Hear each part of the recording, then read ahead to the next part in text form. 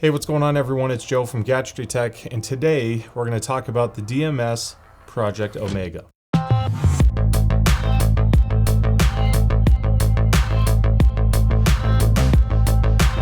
Now, the Omega is a $1,000 open back dynamic driver headphone, obviously made by DMS, the creator, hence the name DMS Project Omega. Now, he is a YouTuber, he has his own channel, he's also part of the Headphones.com team and the Headphone Show's YouTube channel. So I can see why there's going to be some missing reviews from your typical headphone reviewers, so I hope I answer some questions along the way. Now, I want to say I'm friends with DMS. I feel like we can call each other friends. We do talk once in a while. He's answered a lot of questions. We've talked about things not related to audio, especially Linux. So if you're a Linux person out there, DMS is a fan as well. He's a great guy. I like him. I want to disclose that because I haven't ever hidden the fact that DMS and I speak. I also don't want people to think that that's going to affect what I say about this headphone, because there are things that I love about it and there are some critiques that you will find later in this review. Now, I just want to disclose that it was not sent to me for any monetary gain. I get no kickbacks, there's no affiliate links, there's nothing worked out, and DMS said, be critical of it. I want to hear the criticism because I want to hear ways to improve it, you know, where possible, of course. So I want to start with this. And I'm not saying this is the perfect headphone. Like, there are so many different flavors out there. And even if it was the perfect headphone for me, it doesn't mean it's going to be the perfect headphone for you. And my goal of this video is to help you decide what's right for you. And if you're looking for this, at least explain, you know, what to expect as accurately as possible. Because on the flip side, a lot of us have more than one headphone. If you're in this hobby, it's a dangerous hobby. It's like collecting shoes or racing cars or weapons. I don't even know. A lot of hobbies are expensive. Headphones are no different. So $1,000 is a lot. That can buy you several, honestly, really good headphones. One of them in which kind of inspired the Omega, and that's the HD6XX from Sennheiser, or the 650 or the 600, depending on which model. The 6XX has put pain and pressure on every headphone to exist since its release, because those headphones, even in top trim, are $350. The 6XX, if you're fortunate enough to get one at the sub $200 price point, pretty much destroys everything in terms of an overall audiophile presentation. But it wasn't without any issues. It's not like it's the perfect headphone. It's a little bit clampy. The pads are somewhat stiff and they wear out over time. So you have the long-term ownership tax of one of the Sennheiser products. It's not as comfortable because of these things, the stiffer pad, stronger clamp.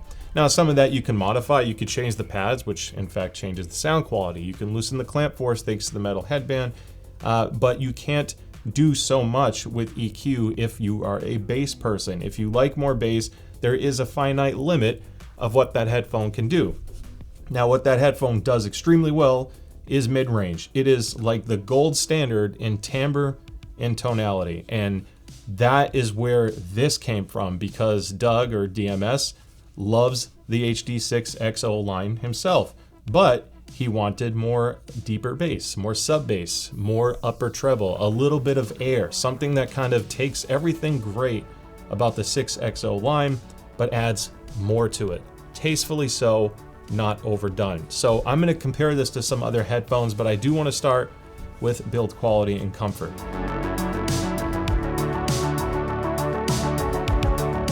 Now, this is a 3D printed chassis, and it's not like your standard PLA filament. I know, because I tried and did replace some cups. I printed my own after getting the STL file.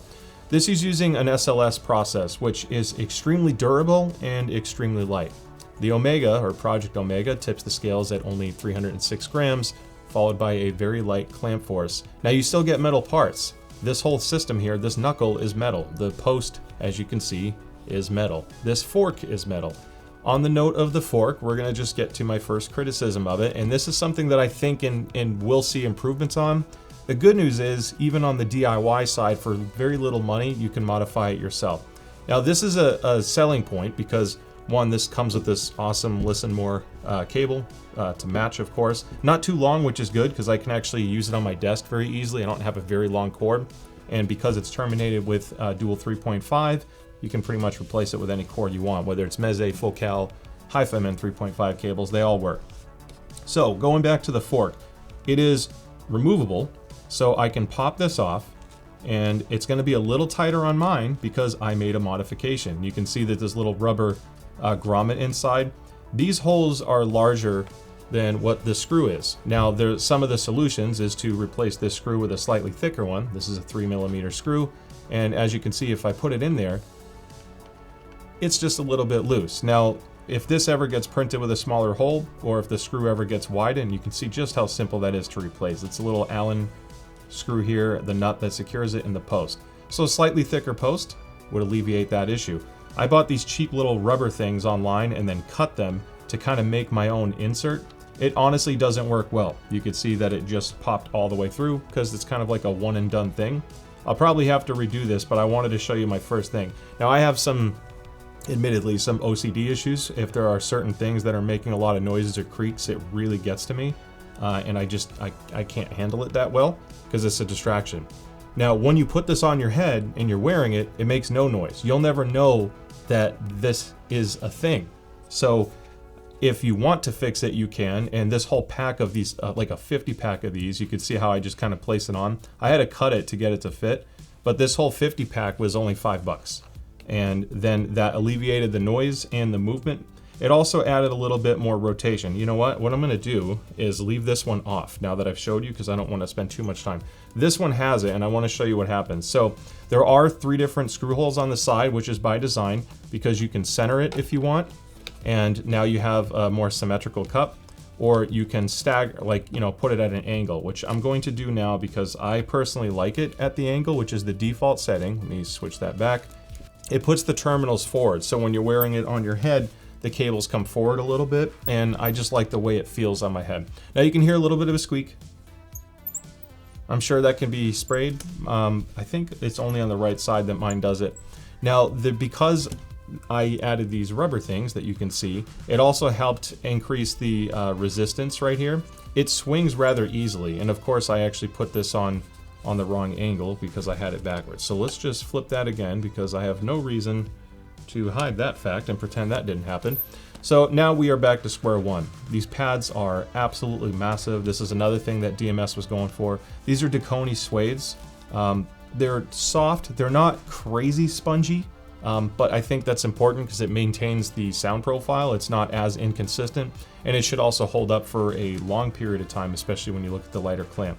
You have this pad here, which is a little bit looser. It's not like sealed, but the whole design of the chassis is to have the least amount of acoustic impedance as possible. The driver, this is the driver. I mean, it's like flat out right there in the open. So handle it with care to an extent, of course, but the idea of that is to help with its sonic performance, and all of this was tuned and modified. Even this shape, everything was done to fine-tune the sound profile, and that's where these 2 years of iterations came from. Even the headband design has changed over time. Now the headband has excellent padding. There are no weird hard spots. A lot of headbands you can squeeze and then you can feel where some of the reinforcements come from.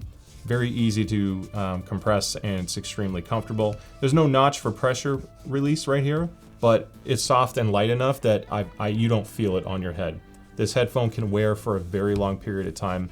And then of course you have adjustable posts for your various head size. Now, if you see the way these cups hit the fork, if you have a very large head, there's a chance it's going to bottom out. And I can tell you that DMS is constantly tweaking or releasing things to customize this headphone. So if that's an issue for you and you have a really large head and this isn't giving you the angle you want, there's already a 3D printed piece that changes the way it mounts to the fork that kind of staggers it and gives you an even greater angle. So that alleviates that. I don't have a large head, so I didn't even know that was a thing. That was actually DMS telling me that that's what some people were saying. So kudos for giving me that information. Everything is serviceable. Nothing is designed to be irreplaceable, I guess, to an extent. So comfort-wise, I mean, it's fantastic. Some people are going to, just to address the elephant in the room, some people may not like this design. They may not want the bright red. They may think it doesn't look as high-end as a $1,000 Meze 109 Pro, which is actually less than $1,000. I picked 1,000 to do, compared to this. But a Meze 109 Pro looks pretty insane for the price. It's a wonderful headphone. I'm not going to knock it. I will talk about the sound quality later. But This is a result of a lot of work and 3D printing and R&D and prototyping and hand manufacturing. It's not produced at scale. The margins are razor thin to a point where DMS even had to release a video to address those concerns, because this thing's not cheap. He makes almost nothing off it. It's more of a passion project, so you can take that for what you will.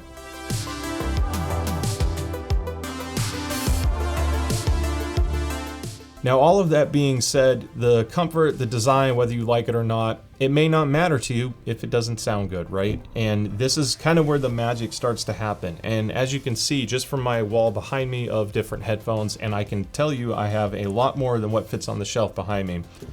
This is one of those headphones that, even if it doesn't make you smile when you first unbox it and look at it, whether it's your cup of tea or not, it makes me smile when I listen to it. And it's not like a kiss-ass moment, because admittedly, I know Doug's gonna eventually watch this video. I texted him randomly. I was listening to two $3,000 headphones. I switched back to the Omega, and it made me smile for two reasons. One, it sounded so good for how comfortable it was, and the fact that someone that's just passionate about this hobby made something that sounded this good and felt this good. It makes you proud, because the community is, honestly, it's not a massive community. You know, when you go to like a CES or DEF CON, a hacker convention, and then you go to a headphone show, it's a much smaller group. And I think a lot of people as a whole are very friendly to each other. So it's just kind of cool to see someone, you know, fulfill their passion, make a product, and actually have it be a pretty awesome product. So when I say it's awesome and sounds great, what does that mean? Well, he did a good job at mimicking the strengths of the HD6XO line. The timbre and tonality is absolutely fantastic. I never felt like I needed to fix anything in the mid-range. And then on the bass side, because this is a non-linear acoustic impedance, basically what happens is if you hook this up to a higher output impedance amp, like a tube amplifier, depending on what the output impedance is, it will actually boost the bass a little bit. Now, I'm fortunate enough to have the ZMF Aegis amp. I purchased that amp after I heard it. I was blown away by that amp. And one of the best things about it is it has a 3-way impedance selector on it, and you could just flat out switch it to high, and all of a sudden the Omega has a little bit more thump to it.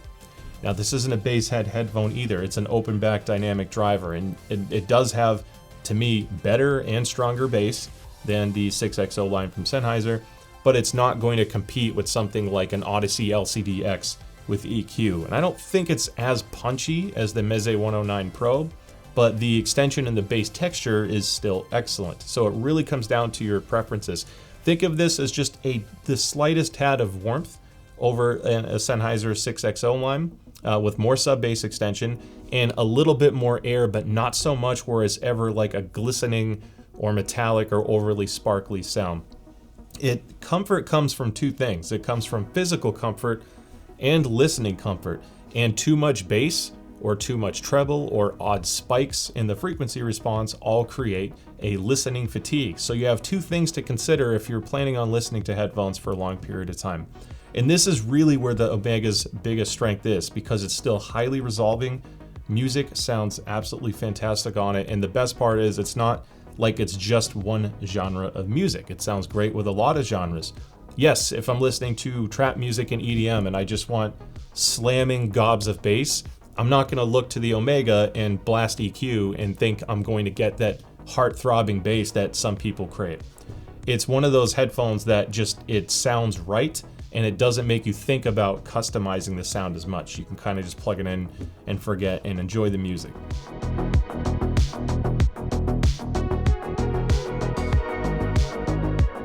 Now, of course, I did do measurements of this headphone, and if you're not familiar with the channel, I use a Gross KB006X Pinaclone with a 711 coupler clone.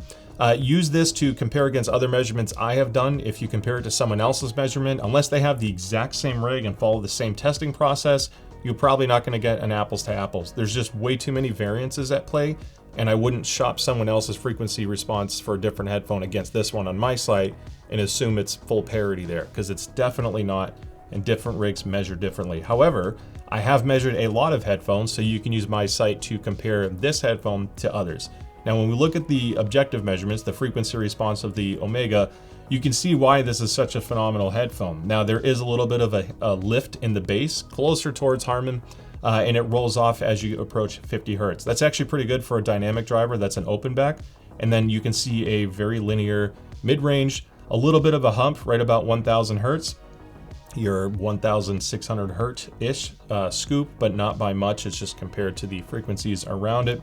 And then a little bit of a lift in the 3000 hertz area, followed by a recess in an area that to me is a very critical recess to have. When you look at the 5 to 8K region, I'm more sensitive between, well, typically 8K is an issue for me because a lot of gaming headsets tend to spike at 8K and I pull that down. I also review gaming headsets if you haven't seen the channel before.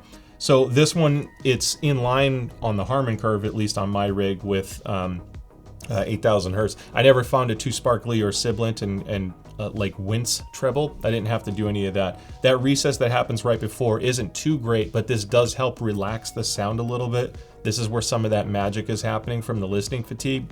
At the same time, it's not going to be hyper resolving either. So if you're chasing every single nuance and you're okay with a more forward presentation, then we would look at a planar magnetic headphone typically, which does not have the same tonality and timbre as this, so you always have some trade-offs to consider. Now I do want to show you the Sennheiser HD6XX that I have, just so I can put this in perspective. And you can see that the 6XX, the bass roll-off starts happening at 100 hertz and it starts trickling down. And this little extra lift here by a few decibels really does make quite a bit of a difference depending on what you're listening to, in addition to handling EQ rather well in this area also. Now, there are a lot of similarities in the mid-range. I mean, there is a little bit of a lift in the Omega, again at 1000 hertz, but you're only talking a decibel or two. And again, this is on my rig. And then the upper mids and low treble is comparable. They both have a bit of a recess in that area, with the Omega dipping more on my rig.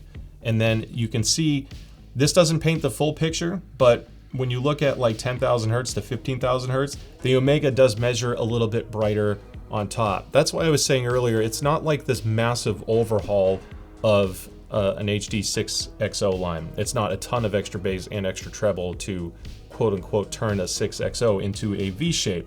It's just a tasteful lift on both ends of the spectrum to kind of add a little bit of extra energy without taking away from the magic of what Sennheiser does. So that's always been a flagship headphone for me.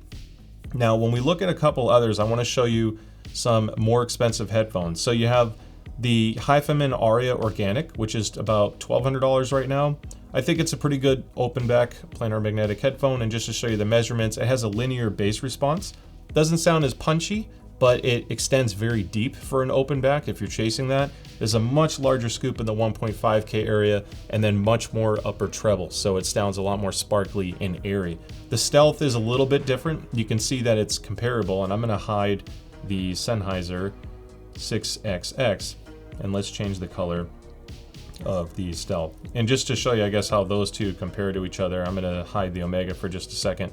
The stealth is comparable to the organic, but it doesn't have that same bass lift. It looks subtle, but it does sound quite a bit warmer. Some people like the stealth more because of this treble region at the 5K area. It's a little bit more relaxed. So it's a matter of personal preference. That one's less than the Omega, whereas the organic is more. These are wonderful headphones. Okay, I'm not showing this to say the Omega is better or worse, but you can see where some of the differences lie and where the Omega starts to show its strengths.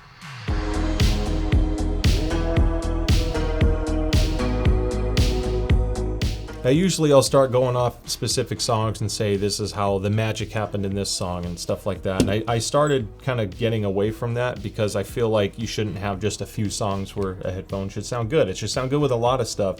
And then when you have a sound signature like this, I can go from Dire Straits and listen to some pretty incredible songs from them, and then go straight over to a Rez song, which I also sent to DMS. I'm like, dude, this song from Rez with Phantogram is insane. It's called Black Ice, and I absolutely love that song, and it sounds ridiculous on this headphone. That's a song that loves to have a lot of bass, and even though this doesn't punch super deep, it hits hard enough, followed by the way the rest of the tuning is, where that immediately made me smile. That was one of my smile songs. I want to talk about some wildly different headphones that are great in their own way. These are all here because I like them, not because I'm trying to say this is better than any of these or worse. You have the Genesis, like I said, headphone, the HD6XX.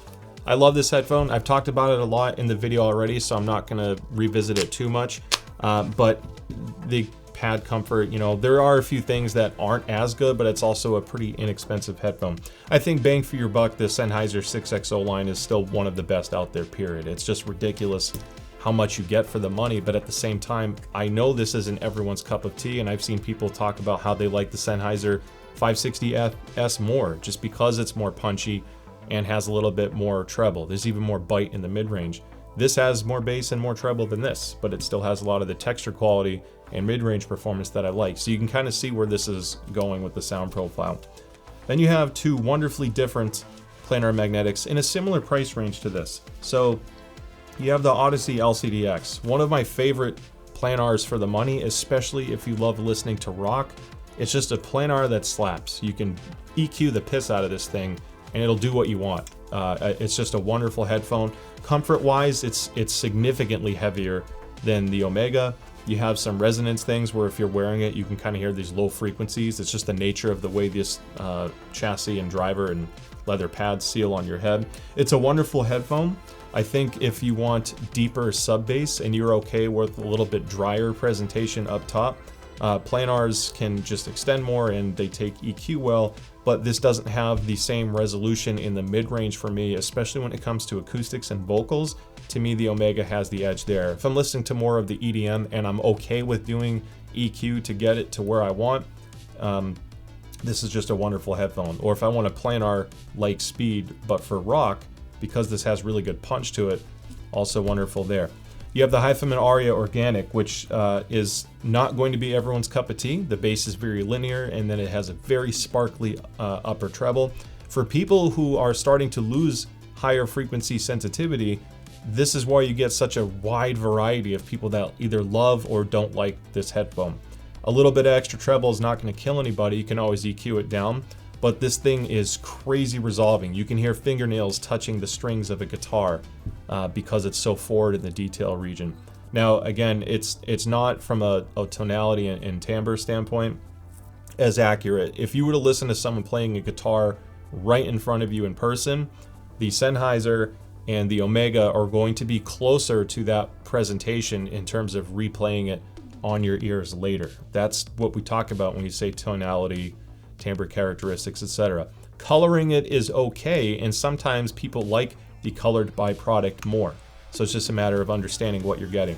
This does also take a strong EQ shelf, but it doesn't sound as punchy. It's a little bit flatter, less dynamic bass, but the extension is incredibly deep. It's also a wonderful headphone for gaming because of how resolving it is. We're going to talk about gaming actually, because that's a pretty remarkable treat with the Omega as well. I wanted to get this one because this is so different than anything here, and it's not to say it's better or worse. It's just such a unique flavor of sound, and this is the ZMF Bokeh, and it's comparably priced. It's a closeback, and it has a very different presentation. Now, I love the Bokeh with the suede pads. It's lifting the mid bass and low mids quite significantly. It adds a touch of warmth and heft to it. And what I found is when you throw this on a tube amp like the ZMF Aegis, it just sounds incredible for rock. I love the punchiness of this. However, it's definitely not as forward in the upper mid-range. So again, it comes down to what you like. I think the dynamics of this complements the Omega. In fact, most of these complement it differently. If you were looking for something different than the Omega, I would say either the Organic if you want more of the treble, and the Bokeh if you want more of the dynamic punch and you're a heavy rock or bass head. A closeback like this is just really a blast to listen to. So I have frequency responses of these as well, so you can take a look at the site. I don't want to get too far in the weeds because I told myself I would keep the video length reasonable. I could talk for an hour about this stuff, and I think I'd lose people by the end of it. So a lot of fun in different ways. Now, I talked about gaming briefly. This, because it has the dual 3.5, I used the new Meze boom mic that I reviewed recently, link in the description for that. Dual 3.5, throw it in on the Omega, you get a crazy comfortable gaming headset. Now, if you remember earlier, I talked about listening fatigue being two parts. That's physical comfort and listening comfort. Now, just because you EQ things down to make it easier to listen to doesn't mean it shouldn't be resolving. You shouldn't be able to hear nuances, right? Well, this is where the magic happens. It was mind-boggling how good this was on Call of Duty. And I know some people are going to skip ahead, totally fine. I'm sorry to bring gaming into this, but a lot of people buy high-end headphones and play games and listen to music. I won a game my first night playing with this on Warzone, which is not, I'm not like an esports level player. It just made it so easy to pinpoint things because he's very selective on driver matching, so imaging performance is great. The comfort was great, so I could game on this for 2+ hours at a time at night when I do my extended testing. And so I had the physical comfort and the audio comfort, but I was still able to hear everything and pinpoint it. Then I throw a mic on it, and it really can be like your end game solution that covers a lot of the music side of things and gaming, which I know is ridiculous when you start looking at $1,000, but I can tell you there's a lot of magic that happens in detail retrieval and resolution, but also being comfortable.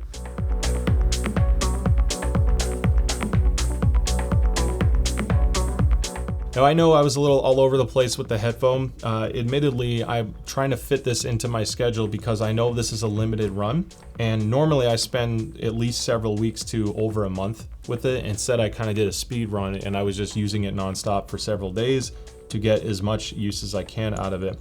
I do like the headphone a lot. I think the biggest things or takeaways people are going to have is the handling of it might not feel as premium as a more mature headphone process that has either stiffer rotational cups, maybe less of a squeak.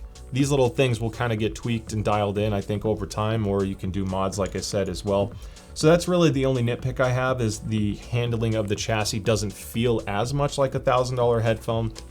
However, when you're wearing it, it's just like getting in a car that has a gorgeous cockpit, gorgeous interior, and drives incredibly well, but maybe it's not as good looking to you on the outside. Well, I spend most of my time wearing the headphones, not staring at them. I spend more time in the car than just staring at my car. So looks are subjective. Some people will value that differently, but there's no denying that when it's on your head, when it has the comfort it has and the sound quality it does, it's a wonderful listening experience and wearing experience. And it's pretty remarkable that another YouTuber who's passionate about this industry and someone who's been in the hobby for quite a while, on his first run made something this good, to be honest. So the biggest decision that you have to make is if you think this is worth the $1,000 to you or not, and how you feel about it. So from a listening perspective, I think it's pretty safe as long as you know what you're getting into and where the limitations lie. It's just an awesome headphone. It's wonderful. I loved it last year when I heard the prototype, and it got even better with these revisions. So I just want to thank you, Doug, for sending this to me for review and not saying, hey, can you say this or don't say this, and let me keep it honest. I want to thank you all for watching and making it to the end. Don't forget to like and subscribe. I'd love to see you at the next one, and I will be at Can Jam later next month. So if you're heading there, don't forget to say hi. Thanks, and I'll see you next time. Bye.